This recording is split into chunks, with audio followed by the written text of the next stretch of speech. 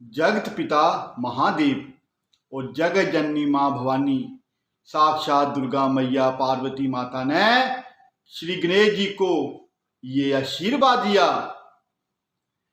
कि जो कोई आपकी पूजा करेगा, जो कोई आपका ध्यान करेगा, जो कोई आपकी पूरी कथा सुनेगा, उसको आपके साथ साथ हम दोनों का आशीर्वाद भी मिलेगा। आपकी पूजा करने से हम दोनों प्रसन्न होंगे। और इसलिए गणपति महाराज माता पार्वती और महादेव के प्रिय बने। उनके इसी प्यार के कारण, इसी प्रेम के कारण भगवान गणपति का ध्यान करने से, उनकी पूजा करने से मां पार्वती और साक्षात महादेव जी का आशीर्वाद और उनका स्नेह मिलता है। इसलिए भगवान श्री गणेश जी की जहां कहीं कथा आपको सुनने को मिले, चाहे आप मोबाइल में पढ़ रहे हो, चाहे आप किताब में पढ़ रहे हो, चाहे आप किसी के मुंह से सुन रहे हो, कथा पूरी सुना कीजिए। आधी कथा कोई भी सुनना या छोड़कर जाना ये अपमान समान समझा जाता है। कथा का भी, व्यासपीठ का भी और अपने इष्ट देव का भी। आधी अधूरी कथा कभी छोड़ के नहीं जानी है। इस बात का आप ध्यान रखा कीजिए। जहां कहीं भी आप कोई कथा सुन रहे हो, पूरी कथा सुना कीजिए। जब तक कि आपको कोई बहुत ही ज्यादा इमरजेंसी नहीं पड़ती, तब तक। अगर कोई आपको इतनी जल्दी पड़ती है, आपके पास समय बिल्कुल भी नहीं है, तो पहले जमीन पर माथा रखकर भगवान के आगे नाक रगड़कर क्षमा मांगकर फिर विदा लेना चाहिए। अगर आपके पास समय है और आपका दिल नहीं कर रहा है ये कथा सुनने का, तो आधी अधूरी कथा सुनना महापाप माना गया है, ऐसा हमारे शास्त्र कहते हैं। इसलिए मैं आप सबसे विनती करता हूं, कहीं भी कोई भी कथा सुन रहे हो आप, उसको अधूरा कभी नहीं छोड़ना। स्वामी तुलसीदास जी ने श्री गणेश जी की स्तुति करते हुए सबसे पहले भगवान मंगल मूर्ति, गणनायक, विनायक, लंबोदर, गौरी नंदन की स्तुति करते हुए कहा, गाइए गणपति जगबंदन, शंकर सुवन भवानी नंदन, सिद्धि सदन गजवदन विनायक, कृपा सिंधु सुंदर सब लायक, मोदक प्रिय मुद मंगल दाता, विद्या बारिधि बुद्धि विदाता, मांगत तुलसीदास कर जोरे, बस ही राम सिय मानस मोरे, बस ही राम सिय मानस मोरे। अर्थात गोस्वामी तुलसीदास जी ने भगवान गणपति महाराज से प्रार्थना की है, संपूर्ण जगत के वंदनीयों गणों के स्वामी श्री गणेश जी का गुणगान कीजिए, जो मां पार्वती, जग जननी मैया दुर्गा भवानी मां पार्वती और जगत पिता महादेव के पुत्र और उनको प्रसन्न करने वाले हैं, जो सिद्धियों के स्थान हैं, जिनका हाथी का सा मुख है और जो समस्त विघ्नों का नाश करते हैं। समस्त विघ्नों का नाश करके सभी के जीवन में मंगल ही मंगल लाते हैं, जो साक्षात मंगल की मूर्ति हैं, मंगल मूर्ति हैं, जो समस्त खुशियों के सागर हैं, सुंदर हैं, सब प्रकार से योग्य हैं, जिन्हें लड्डू बहुत पसंद हैं, जो अनंत और कल्याण देने वाले हैं, विद्या के अथाह सागर हैं, बुद्धि के विधाता हैं। ऐसे श्री गणेश जी को तुलसीदास हाथ जोड़कर प्रणाम करता है, विनम्र प्रार्थना करता है और वर मांगता है कि मेरे मन मंदिर में श्री सीताराम जी सदा निवास करते रहें। यही गणपति महाराज से, गणपति भगवान से मेरी प्रार्थना है। दोस्तों, श्री गणेश भगवान को प्रथम पूज्य माना गया है, लेकिन इतने देवताओं में से गणपति महाराज को ही प्रथम पूज्यों का दर्जा क्यों मिला, कैसे मिला, क्या कारण रहे कि गणेश जी को ही प्रथम पूज्यों का दर्जा मिला? इसके पीछे की कथा मैं आपको सुनाता हूं, लेकिन कथा के अंत तक बने रहिएगा, कथा को पूरी सुनिएगा। कथा अधूरी छोड़ने का पाप, कथा अधूरी छोड़ने का कलंक अपने ऊपर ना लीजिएगा। अगर आपने हमारा चैनल @श्री राम भक्त बंटू सब्सक्राइब नहीं किया है तो चैनल को जरूर सब्सक्राइब करें, ताकि हमारे जितने भी वीडियो हैं वो आप तक आसानी से पहुंच सकें। और वीडियो को ज्यादा से ज्यादा शेयर कीजिएगा। क्या पता कौन सी बात किस व्यक्ति के कानों के रास्ते मस्तिष्क तक पहुंच जाए और गुण कर जाए, कब किसका जीवन बदल जाए। इसलिए अच्छी बातें सुनना, अच्छी कथाएं सुनना, भगवान का सिमरन करना, भगवान के बताए हुए मार्ग पर चलना और उस मार्ग को बताना बहुत ही पुण्यों का काम माना गया है। इसलिए आप सब राम नाम का सिमरन करते करते, गौरी नंदन श्री गणेश का ध्यान करते हुए कथा को सुनिए। जय श्री राम दोस्तों, राधे राधे, हर हर महादेव। दोस्तों, आज भगवान श्री गणेश जी के प्रथम पूज्य होने की कथा शुरू करते हैं। सात्विक विचार ही प्रथम पूज्य हो सकता है। गणेश जी बुद्धि के अधिष्ठाता हैं और शक्ति के रूप में होते हैं। बुद्धि, बल और धन, परंतु बल और धन से बुद्धि अधिक शक्तिशाली होती है। कुछ लोग बल और धन के आने से अपने आप में, अपने अहम में, अपने घमंड में, अपने अहंकार में चूर चूर हो जाते हैं। लेकिन बल, बुद्धि, विद्या और धन, ये सभी चीजें एक जगह हो पाना बहुत कठिन है, बहुत मुश्किल है, या तो आप ये समझिए नामुमकिन सा है। इस पृथ्वी पर, इस ब्रह्मांड में, मनुष्य जाति में ऐसा कोई प्राणी नहीं होगा, या होगा भी तो बहुत ही बिरला सा होगा, जिसके पास बुद्धि भी हो, बल भी हो, धन भी हो और योग्यता भी हो। लेकिन भगवान श्री गणेश जी के पास बल, बुद्धि, विद्या, योग्यता, धन, ये सब कुछ है। और इसी शक्ति के होने के कारण भी उनके अंदर ना घमंड है, ना अहंकार है, ना अभिमान है। शक्ति जब कल्याण रूपी शिव के साथ रहती है तो सृजन करती है, और जब वह अकेली होती है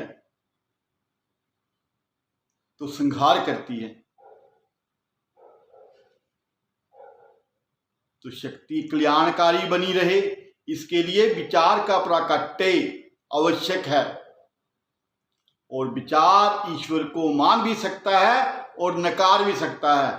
आपके अंदर विचार उठते हैं कि हम ईश्वर को माने, कई बार उठते हैं कि ईश्वर को ना माने। सकारात्मक शक्तियां और नकारात्मक शक्तियां हमारे खुद के भीतर हैं। हम कौन सी शक्ति को कब जागृत करते हैं, कौन सी शक्ति जागृत होकर हमारे ऊपर हावी हो जाती है, उसका हमें भी पता नहीं रहता। लेकिन जब हावी होती है, किस शक्ति को हमें अपने ऊपर हावी देना है, होने देना है या नहीं होने देना, ये हम कर सकते हैं। जैसे ही सकारात्मक शक्ति हमारे ऊपर हावी होने लगती है, हमें उसको सहर्ष हंसी खुशी से स्वीकार करना चाहिए। जैसे ही नकारात्मक शक्ति आपको हावी करती है, आपके ऊपर हावी होने लगती है, आपको पता तो चल जाता है, लेकिन हम लोग क्या करते हैं, लापरवाह से हो जाते हैं। कुछ नहीं होता। जब कुछ नहीं होता है, सब कुछ होता है। यही वो कारण है कि हमारे ऊपर हावी होने लगती हैं और हमें ईश्वर से, हमें प्रकृति से दूर करती हैं और हमारे लिए, खुद के लिए, स्वयं के लिए संहार का कारण बनती हैं, हानि पहुंचाती हैं। ये हम सबके जीवन में होता है, ऐसा नहीं है किसी एक के जीवन में होता है। लेकिन जो इससे ऊपर उठ गया, इन नकारात्मक शक्तियों के ऊपर विजय पा गया, इनको अपने काबू में कर गया, फिर वो शक्तियां उसके काबू में हमेशा के लिए रहती हैं, उसकी गुलाम बन जाती हैं। उसके ऊपर, उसके किसी सद्मार्ग में, ईश्वर के मार्ग में कभी रोड़ा अटकाने नहीं आती, क्योंकि उसको पता होता है ये आदमी जो है, ये भक्त जो है, भगवान के चरणों में समर्पित है, अपनी इंद्रियों को काबू कर चुका है, इसके ऊपर हावी हो ही नहीं सकते। बल्कि व्यक्ति उन नकारात्मक शक्तियों को अपने काबू में करके उनके ऊपर हावी हो जाता है और जब चाहे उनको अपने अनुसार कार्यों करवा सकता है। हम सबके मन में विचार आता है, हम कई बार ईश्वर को नकार देते हैं और जब विचार मैल से उत्पन्न हो जाए तो वह कल्याण का अर्थ हुआ ईश्वर, भगवान को रोकता है। मैल से उत्पन्न विचार के लिए शक्ति ही सब कुछ है। जब हमारे मन में विचार उठते हैं, मैले विचार उठते हैं कि जो हमारे लिए शुभ नहीं है, उनके लिए शक्ति ही संहारक बनती है, शक्ति संहार करती है उनका। इसके जीते जागते उदाहरण आपको मैं अभी के दिखाता हूं, जैसे नॉर्थ कोरिया, अमेरिका, रूस इत्यादि। मैल से उत्पन्न इस विचार से केवल विनाश और युद्ध और लालच पनपता है। उन्हें उदाहरणार्थ रूस, अमेरिका, चीन पश्चिमी जगत के लालची देश हैं। ये स्थिति सनातन हिंदू धर्म को सनातन रूप से पता थी। केवल शक्ति को मानने वाले इस विचार से कल्याण का युद्ध करवाया जाता है और विचार के इस स्वरूप को नष्ट किया जाता है। समस्या यह होती है कि विचार के नष्ट होने से शक्ति क्रोधित होकर चामुंडा बन सकती है और बनी भी है। ऋषियों ने, देवताओं ने सात्विक भावों से शक्ति को प्रसन्न करने का प्रयास किया है और चामुंडा को शांत करने के लिए विचार को पुनः जीवित किया, पर ये जीवित किए विचार के सिर को बड़ा किया गया, हाथी का सिर, और उसे सात्विक विचार बना दिया जाता है। सात्विक विचार ही प्रथम पूज्य हो सकता है। सात्विक विचार ही सबका कल्याण कर सकता है। सात्विक विचार ही तामसिक के ऊपर काबू कर सकता है। सात्विक विचार ही तामसिक के ऊपर विजय प्राप्त कर सकता है। सात्विक विचार ही कल्याण कर सकता है सबका। सात्विक विचार ही साक्षात ईश्वर है। सात्विकता ही हमारा कल्याण कर सकती है। सात्विकता के बिना कल्याण रूपी शिव के हाथों मुक्ति पाना असंभव है। सात्विकता से ही हम परमार्थ रूपी ईश्वर को पा सकते हैं। सात्विकता ही परमार्थ का दूसरा नाम है। एक बार देवताओं पर राक्षसों ने आक्रमण कर दिया। देवता अलग अलग विपदाओं से घिर गए और उन्हें इन विपदाओं से बाहर निकलने का कोई मार्ग नहीं मिल रहा था। तो सभी देवता इकट्ठे होकर भगवान शिव के पास कैलाश पर गए। वहां पर सबसे पहले उन्होंने भगवान शिव को प्रणाम किया और मदद मांगी कि हमें इन विपदाओं से, इन कष्टों से मुक्ति दिलाइए महादेव। उस समय श्री गणेश और कार्तिकेय जी भगवान शिव के पास बैठे हुए थे। देवताओं की बात सुनकर शिव जी ने कार्तिकेय जी और गणेश जी से पूछा कि तुम में से कौन देवताओं के कष्टों का निवारण कर सकता है, कौन देवताओं को इन मुसीबतों से बाहर निकाल सकता है। तब कार्तिकेय जी और श्री गणेश जी ने इस कार्यों के लिए अपने आप को सक्षम बताया और कहा, हम कर सकते हैं, हम देवताओं को इन कष्टों से, इन मुसीबतों से बाहर निकालेंगे, राक्षसों का अंत कर देंगे। इस पर भगवान शिव ने सबसे पहले दोनों की परीक्षा लेने की सोची। भगवान शिव कहने लगे, जो मैं आपकी एक परीक्षा लूंगा, जो इस परीक्षा में पास हो जाएगा वही देवताओं के संकटों का निवारण कर सकता है, उन्हें कष्टों से बाहर निकाल सकता है। भगवान शिव ने कहा, तुम दोनों में से जो कोई भी पृथ्वी की सबसे पहले परिक्रमा करके हमारे पास आएगा वही देवताओं की मदद करने के लिए जाएगा। भगवान शिव के मुंह से ये वचन सुनते ही कार्तिकेय जी अपने वाहन मोर के ऊपर बैठकर पृथ्वी की परिक्रमा करने के लिए निकल पड़े। परंतु श्री गणेश जी सोच में पड़ गए कि भाई छोटे से मूषक के ऊपर, छोटे से चूहे के ऊपर बैठकर कैसे परिक्रमा करेंगे, कब जाएंगे, कब आएंगे।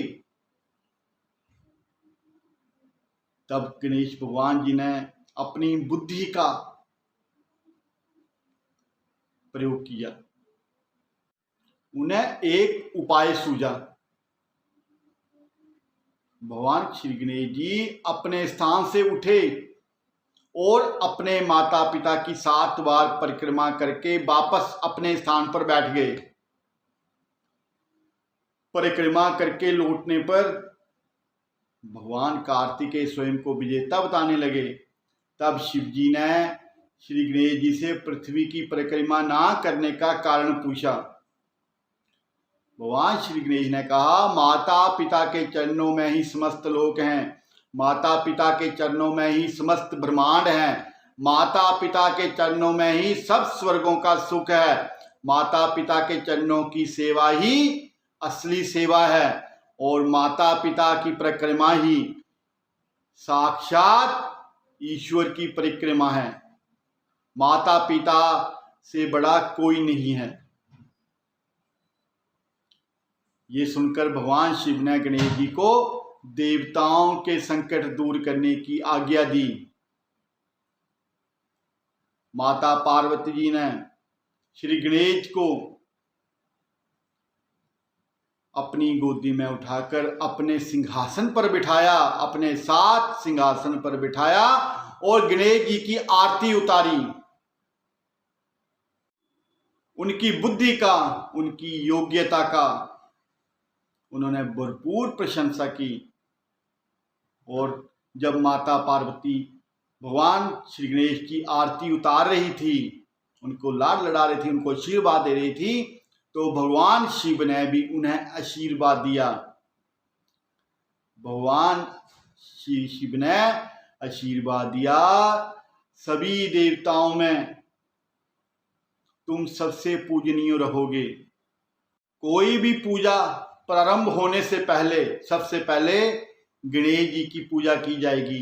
गणेश जी की पूजा किए बिना हर पूजा असफल मानी जाएगी। कोई भी मांगलिक कार्य करने से पहले भगवान श्री गणेश का आह्वान करना बहुत आवश्यक है। भगवान शिव ने पूजा विधि में ये नियम बना दिया कि सबसे पहले गणपति पूजे जाएंगे, उसके बाद सभी मांगलिक कार्यों सफल माने जाएंगे, वो पूजा सफल मानी जाएगी। भगवान श्री गणेश देवताओं के साथ गए और उन्हें संकटों से, मुसीबतों से, कष्टों से मुक्ति दी, राक्षसों का नाश किया। तत्पश्चात भगवान शिव और मां पार्वती के चरणों में आए, उनसे आशीर्वाद लिया और उन्हें देवताओं के भय से, देवताओं के कष्टों से, जो राक्षसों ने आतंक मचा रखा था, और राक्षसों के नाश का सारा वृतांत मां पार्वती और भगवान शिव को सुनाया। भगवान शिव ने गणेश जी को आशीर्वाद दिया कि चतुर्थी के दिन, जब भगवान श्री गणेश जी का जन्म होता है, जन्म दिवस होता है, चतुर्थी के दिन जो तुम्हारा पूजन करेगा, रात्रि में चंद्रमा को अर्घ्य देगा, उसके तीनों ताप यानी दैहिक ताप, देविक ताप तथा भौतिक ताप दूर होंगे। इस व्रत को करने से व्रतधारी के सभी तरह के दुख दूर होंगे और उसे जीवन के भौतिक सुखों की प्राप्ति होगी। चारों तरफ से मनुष्यों की सुख समृद्धि बढ़ेगी, पुत्र पौत्र आदि धन ऐश्वर्य की कभी कमी नहीं रहेगी। और अंत भगवान शिव ने भी और माता पार्वती ने भी उन्हें सिंहासन प्रदान किया और उनका यशगान किया।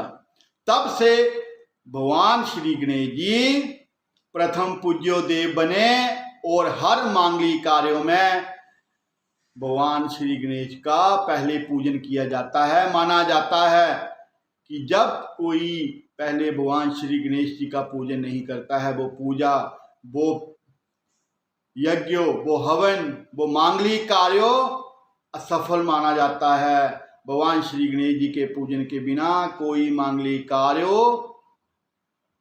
सफल नहीं माना गया। तो ये कथा थी भगवान श्री गणेश जी के प्रथम पूज्य होने की। आप सबको हमारी ये कथा कैसी लगी है? आप ओम श्री गणेशाय नमः लिखकर भगवान के श्री चरणों में हाजिरी जरूर लगाएं और कथा को ज्यादा से ज्यादा शेयर करें। जय श्री राम, हर हर महादेव, राधे राधे, ओम श्री गणेशाय नमः। भगवान श्री गणेश आप सबके जीवन में आने वाले सभी विघ्नों को दूर करें। आपके जीवन में हमेशा मंगल ही मंगल हो, मंगल मूर्ति हमेशा मंगल ही मंगल करते रहें। जय श्री राम।